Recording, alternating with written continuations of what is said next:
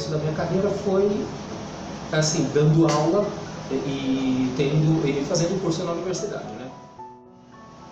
E também eu já sabia que eu ia ser professor porque eu gostava mesmo, eu estava estudando para isso.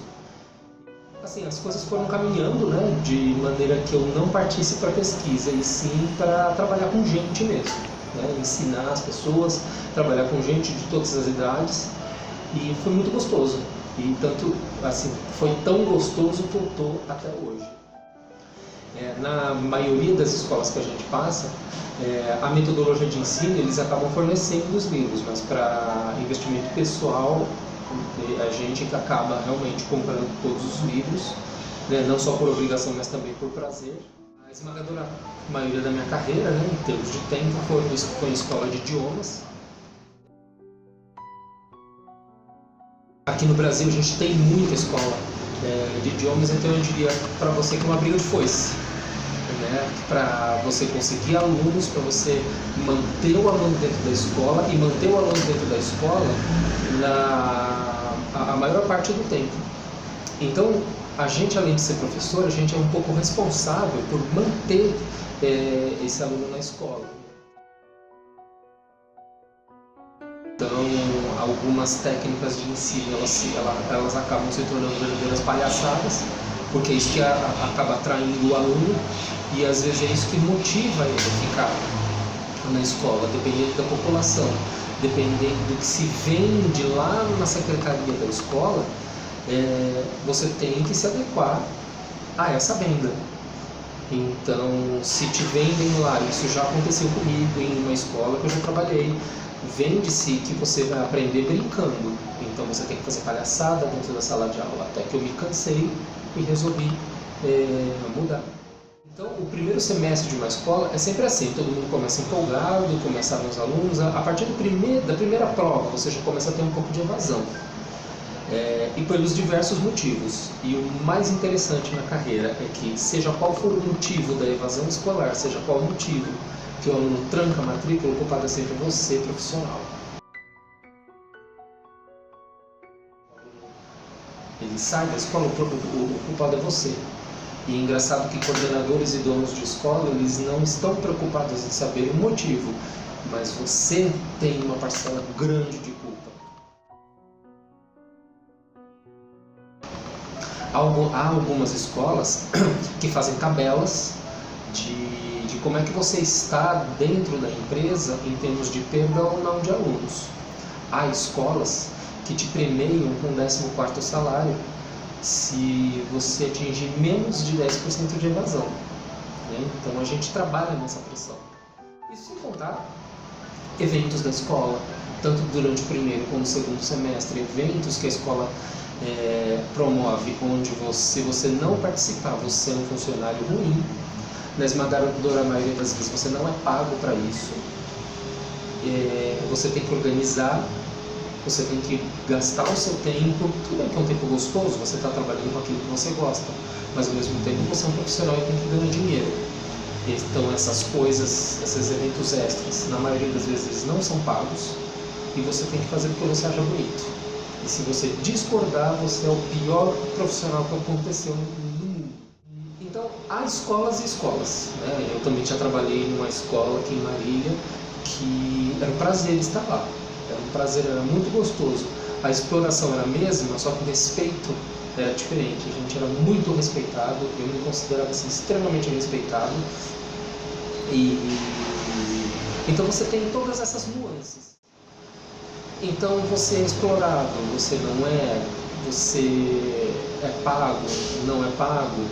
Escola de idiomas realmente paga pouco, porque eu também dou aula no ensino regular e a diferença é praticamente gritante. Tive uma experiência em ensino regular, né, ensino fundamental 2 e médio, tanto com aula de biologia, de ciências, né, porque foi só no fundamental 2, como de inglês no fundamental 2 e no médio.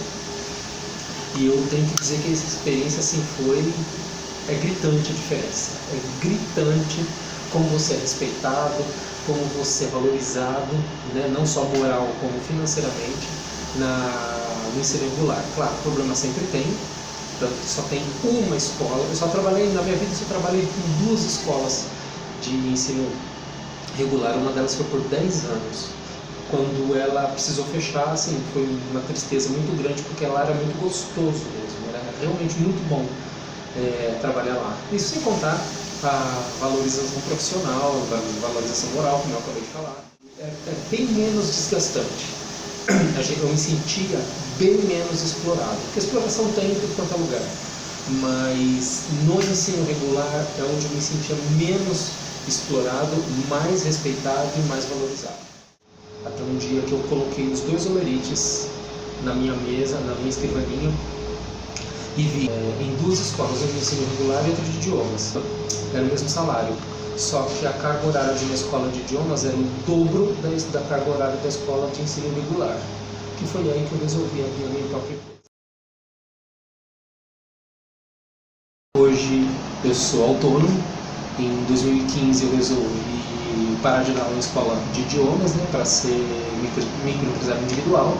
Abri a minha empresa, tenho CNPJ, e o motivo de eu ter parado com escola de idiomas primeiro porque eu já fiz isso uma vez, quando eu morava em São Carlos. Depois que eu me formei na UFSCar, eu continuei dando aula de inglês, só que aí eu abri firma na prefeitura e dava meus cursos, me especializei bastante em metodologia de ensino, conheci uma grande quantidade de metodologias por aí, né, de ensino de idiomas como língua estrangeira.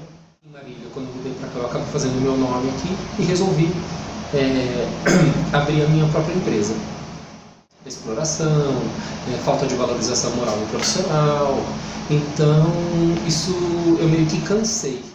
Também tem o lance da idade. Eu já estou com 45, estou indo para 46. Embora as novas regras da aposentadoria estejam aí, eu tenho mais passado que o futuro. Gosto da carreira, eu quero a carreira, mas eu agora estou tentando fazer uma coisa diferente. Então eu vou voltar a ser professor particular. Desde 2015 eu estou aí, tenho tido sucesso. É um conjunto de fatores, né? Cansar de ser explorado em escola de idiomas, o fator da idade, né? Hoje eu entro em competição com gente muito mais nova, só que eu sei o que eu estou fazendo, eu gosto de fazer o que eu estou fazendo, só que agora eu estou fazendo as coisas de uma maneira mais intimista. Estou tentando entrar no ramo de tradução, que é uma outra coisa que eu sempre fiz como freelancer, né? E pretendo também parar com o ensino regular. Eu tenho assim, essa intenção de, como assim, eu estou envelhecendo, isso é fato, eu estou envelhecendo, eu preciso de outras coisas, eu quero fazer outras coisas, e a parte intrínseca da minha personalidade é gostar de desafios. Então é bom quando a gente acha que é difícil, isso me dá uma motivação a mais. Eu sou microempreendedor individual, dou aula particular, dou cursos de conversação de básico até avançado e preparatório para exames, que é o que eu fazia em todas as escolas que eu trabalhei, só que agora eu faço para mim.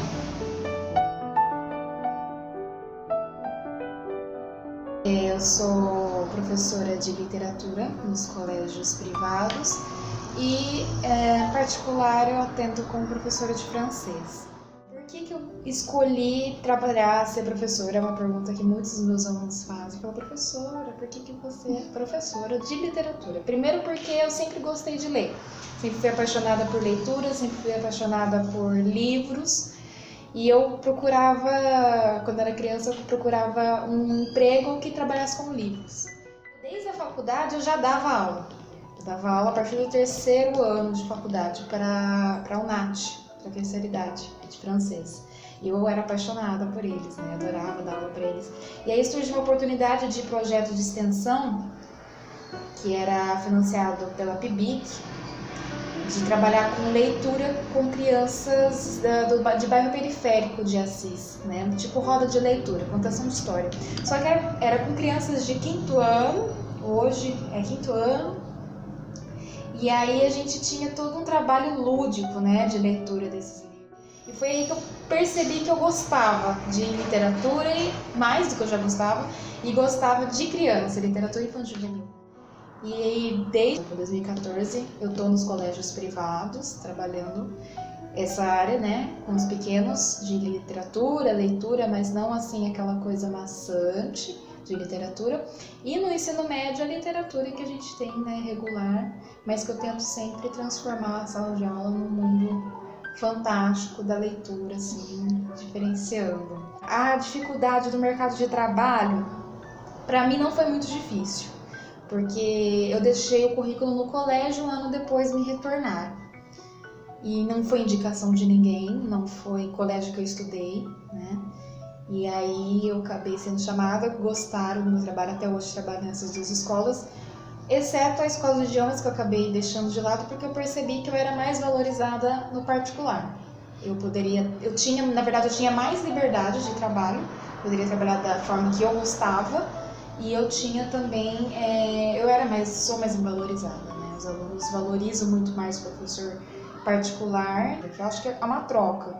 Eles me dão o que eu quero, né, que não é só a parte financeira, mas também o prazer de trabalhar com a língua estrangeira, que eu gosto demais, e eu dou para eles o conhecimento, né, da língua.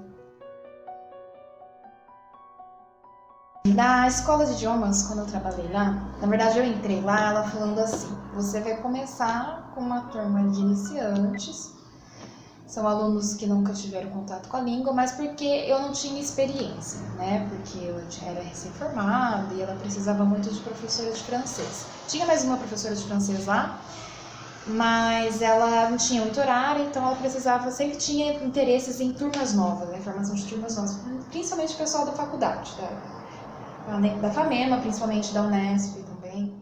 Quando eu entrei, a dona da escola, ela falou o seguinte, ó, você vai receber, a gente paga aqui relativo à turma fechada. O que era turma fechada? Eu tinha que ter 5 alunos numa turma. E para inglês isso é muito fácil de encontrar 5 pessoas, né? E para francês não, então eu comecei com 3 alunos. E aí ela falou, ó, como tem 3, não é uma turma fechada, você vai receber como master. O que é um master? É uma turma menor de pessoas, só que paga como se fosse VIP. Então, assim, você ganha o valor do VIP no tempo que você trabalha e férias você não ganha. E como eu só tinha uma turma, master, chegou férias de julho eu não ganhei nada. Não era registrada, eu não ganhei nada de férias de julho. Então, assim, eu sofri muito por causa disso, porque eu achava que estou trabalhando, eu preciso ganhar, né?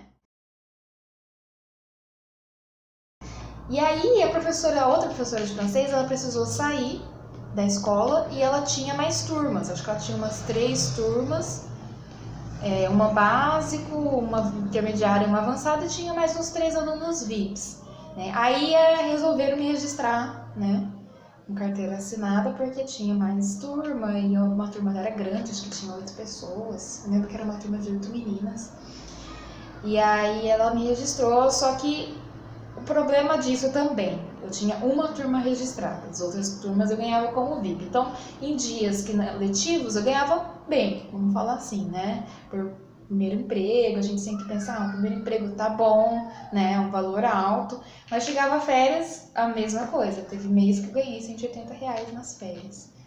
E eu acho que R$180 não dava pra pagar nem o combustível de ir todos os dias pra lá, né?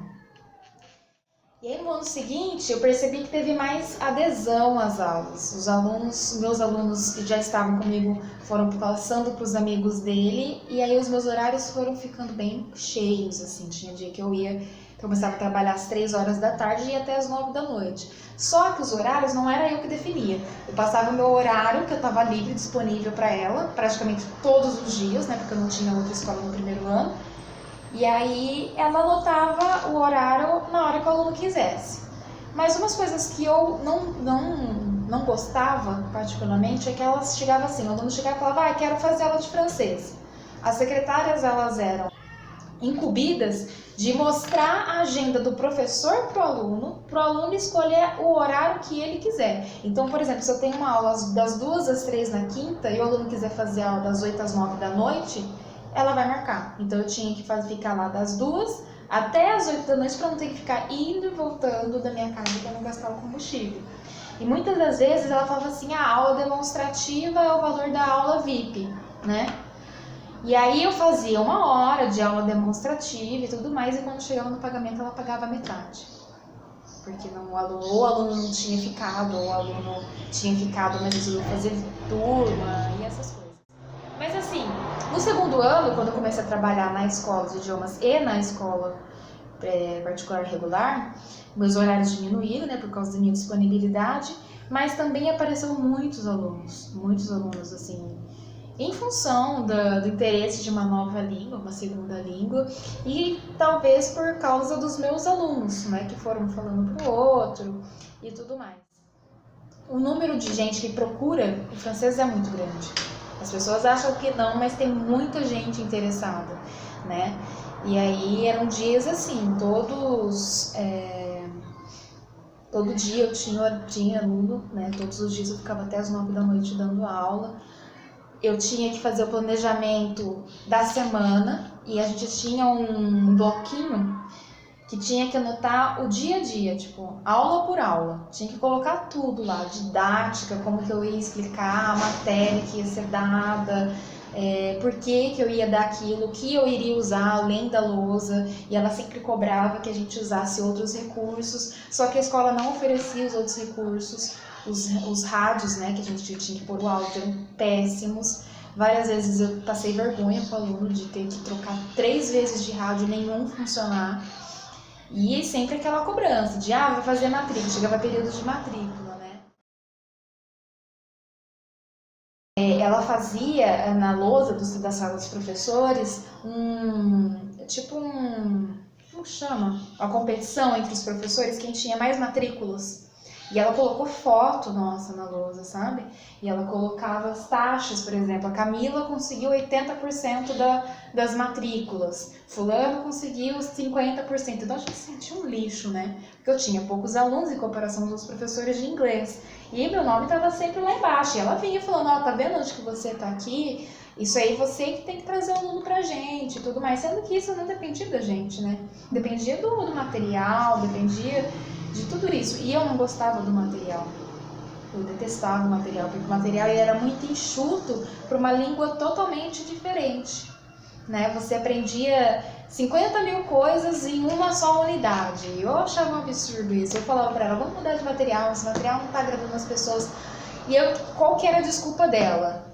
É o que dá para vender. O aluno não quer fazer o material de 1 ano e meio, porque os materiais, pelo menos que eu percebi, europeus, alemão, italiano, francês, eles são de 1 ano e meio. É impossível encontrar um livro que dê conta de 1 ano, né? Pelo menos dessas línguas europeias. E aí ela falava que não, que o aluno não queria fazer contrato de 1 ano e meio, que para ela não compensava fazer contrato de 1 ano e meio. E o interesse dela era exclusivamente financeiro.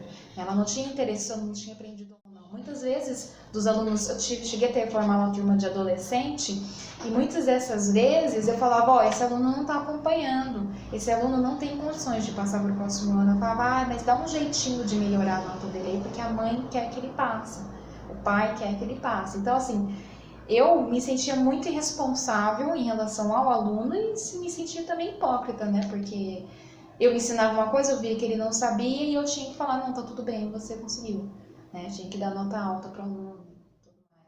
Então eu não tinha liberdade, não tanto de planejamento, coisas que eu queria planejar mais, por exemplo, trabalhar o passado no francês. Eu gostaria de perder 5 aulas com o passado, porque é um verbo muito difícil, é um tempo verbal muito difícil. Todo mundo tem dificuldade porque é muito diferente, né, de todas as línguas, assim, é um passado composto. Então ela falava, não, você tem que seguir o planejamento. E ela fazia o planejamento. Só que o engraçado é que ela não falava francês. Ela falava outra língua, né? E aí ela montava o planejamento sem nos consultar e a gente tinha que seguir aquele planejamento, entendeu? Em 1 ano. Era impossível, impossível. Muitas vezes eu tive que pular conteúdo que eu não achava tão relevante para poder ver no ano que vem, por causa desse planejamento aí que era péssimo. Pedi as contas na escola de idiomas, a dona não aceitou muito bem, né? Eu precisei cumprir 1 mês de aviso prévio, só que ela fez questão de infernizar a minha vida, porque eu precisei sair, né? Porque chegou um momento que eu não tinha mais vontade de ir para lá. Eu gosto muito de dar aula de francês, eu sou apaixonada por isso, Só que chegou um momento que eu não gostava mais, que eu não queria mais ir para a escola, que eu não tinha vontade de preparar a aula, que eu via que estava ficando as aulas muito mais ou menos, né? E aí eu falei, não, eu tenho que tirar isso, dá para eu ficar só com 2 escolas regulares, o dinheiro não vai fazer tanta diferença, e vou dar um jeito de pegar uns alunos particulares, né? Mesmo que não seja a mesma quantidade que eu tinha antes, uma aula, outra, só para eu não perder o contato, só para eu continuar fazendo aquilo que eu gosto, né? E aí quando eu saí, foi muito difícil, porque a convivência foi muito difícil. Ela era muito grossa comigo, ela tinha os maus tratos, assim, não físicos, mas psicológicos. E quando eu saí, nossa, a sensação de liberdade, assim, foi muito grande. Nas escolas regulares, nas escolas privadas regulares, né, de ensino fundamental e médio, é totalmente diferente a funcionalidade dela, né? Eu tenho uma coordenação que me apoia demais no meu trabalho, que fala, me deixa à vontade para o que eu tenho que fazer, que eu sou totalmente livre para escolher os livros que eu quero trabalhar, a forma que eu quero trabalhar. Quanto a isso, eu não tenho problema nenhum. A única coisa chata, vamos colocar assim, que toda escola, né, tem a reunião, né, que cobra os professores de fazer umas aulas mais didáticas, umas aulas mais atrativas, né, mas eu acredito assim que a gente precisa ter incentivo para estar sempre melhorando, né, a gente sabe que a gente não é insubstituível e que para isso a gente precisa estar sempre dando um upgrade a cada ano. Em relação a isso, ao planejamento, por exemplo, eu faço meu planejamento, eu vejo o que eu quero dar na aula seguinte, eu não tenho essa cobrança de ter que mostrar tudo que eu faço, não tenho bloquinho para anotar meu dia a dia, nem nada disso. Em uma escola, funciona tudo por um sistema, que é no site, então conteúdo eu posso anotar lá, que foi dado durante a semana, ou eu posso, por mês, registrar, fica aberto todo o trimestre para eu poder fazer isso. Os livros são eu que escolho, os livros que trabalharei com os alunos, só que, no entanto, a escola não me dá muito apoio assim em relação à compra dos livros, então eu tenho esse investimento de ter que comprar livro, né? Tanto para dar aula, né? Até porque são livros que eu trabalhei na faculdade e livros que eu gostaria de ter, eu gosto de ter a minha biblioteca, mas eu sinto uma falta disso, de ter uma biblioteca para poder pesquisar, sabe? As 2 escolas que eu trabalho não têm biblioteca. Esse ano ela está tentando montar uma biblioteca e eu ajudei nisso, eu colaborei indicando livros para compra, eu até fiz uma gincana com os alunos de arrecadação de livros para a gente poder montar essa biblioteca. Mas fora isso, é tudo muito bom trabalhar lá, né? A diretora, ela respeita o nosso tempo, ela respeita os nossos trabalhos, ela pergunta pra gente se a gente vai dar conta de fazer, por exemplo, um projeto, né? Que tem uma escola, ela tem um planejamento e já tem os projetos que ela pretende realizar, como festa junina, sarau. E ela, antes de nos envolver, ela pergunta pra gente se a gente topa participar disso, se a gente tem tempo disponível, se a gente pode ajudar nisso, né? A gente tem sempre um agradecimento deles quando é concluído esse projeto, como não acontecia na escola de idiomas, a gente não era valorizado. Nessas escolas regulares a gente é muito valorizado. E o que eu sinto, assim, que eu gosto mais ainda, é que antes do pai ir atacar o professor, passa primeiro pela coordenação. A coordenação não deixa de jeito nenhum o pai chegar perto de professor, porque pai, quando mexe com o filho, né, é como se fosse uma onça, não sabe nem o que está acontecendo, mas vai que nem uma onça com 4 pedras na mão. E muitas das escolas faz reunião frente a frente, né, o professor e o pai, e isso que eu gosto das escolas que eu trabalho, que não tem isso. A gente tem o bloqueio da coordenação e da direção antes de chegar na gente. Quando chega na gente é pela coordenação e pela direção. Então isso já ajuda muito a nosso desgaste. O planejamento é semestral, fora os meus planejamentos das aulas, né? A gente tem todo bimestre tem prova, as provas são trabalhadas o conteúdo, também é super tranquilo, eu sempre preparo uma semana antes as provas. Eu continuei a ser professora, eu falo, nossa, por que você passou por um perrengue tão grande, né, na escola de idiomas e mesmo assim você insistiu em continuar como professora particular, que foi eu voltar nesse assunto, por que eu continuei dando aulas particulares. O primeiro ano que eu comecei a dar aula particular, que logo em seguida, quando eu saí da escola de idiomas, isso foi em 2015, eu tive poucos alunos, mas por falta de tempo mesmo, porque eu decidi aumentar minha carga horária nas escolas e só deixar alguns horários porque eu achei que não ia ter procura para francês, mas no fim teve muitas procuras, muita gente assim reservando o horário do outro ano. Hoje eu tenho todas as minhas tardes ocupadas com o francês. Hoje eu tô tendo que falar não para aluno porque eu não tenho horário, não tem como colocar o aluno. Eu não gosto de ter que falar não, eu gosto de estar sempre ajudando, mas são casos assim que eu tenho que pensar na minha saúde também, né? Porque a gente acaba ficando esgotado.